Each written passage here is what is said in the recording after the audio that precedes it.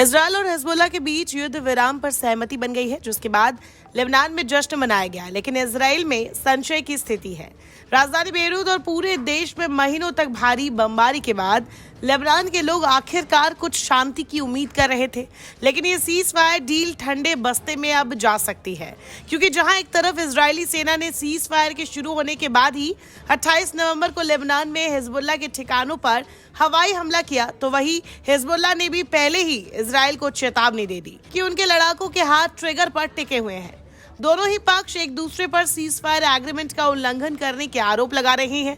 Israeli सेना का कहना है कि कुछ संदिग्धों के गाड़ियों के काफिलों को दक्षिणी लेबनान की ओर जाते देखा गया, जिस वजह से उन्होंने हमला किया। हिजबुल्लाह ने सीज फायर की शर्तों का उल्लंघन किया है, जिस वजह से हमने दक्षिणी लेबनान के कई इलाकों में अटैक किया। लेबनान की सेना ने इजरायल पर आरोप लगाया है कि नेतन्याहू की सेना ने बुधवार और गुरुवार को कई बार सीज फायर का उल्लंघन किया है।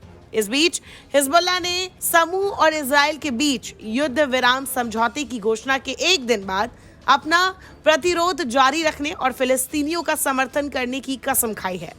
युद्ध विराम की घोषणा के बाद से हिजबुल्लाह के ऑपरेशन सेंटर द्वारा दिए गए पहले बयान में समूह ने समझौते का कोई सीधा उल्लेख नहीं किया। हिजबुल्लाह ने कहा, इस्लामिक रेजिस्टेंस का ऑपरेशन सेंटर पुष्टि करता है कि सभी सैन्य विषयों में उसके लड़ाके इजरायली दुश्मन की आकांक्षाओं और हमलों से निपटने के लिए पूरी तरह से सुसज्जित रहेंगे। हिजबुल्लाह ने कहा कि इसके लड़ाके लेबनानी सीमाओं से परे इजरायली बलों की वापसी पर अपने हाथों को ट्रिगर पर रखते हुए निगरानी करना जारी रखेंगे। इजरायल और हिजबुल्लाह के बीच करीब 14 महीने के संघर्ष के बाद अब युद्ध विराम लागू हो चुका है। ये 27 नवंबर से प्रभावी हो गया है। इसकी मध्यस्थता अमेरिका और फ्रांस ने की है। इस समझौते में 60 दिनों के लिए शत्रुता समाप्त करने की बात कही गई है, जिसके तहत हिजबुल्लाह को दक्षिणी लेबनान से अपनी सेना वापस बुलानी है और इजरायली सैनिक सीमा पार करके पीछे हट जाएंगे।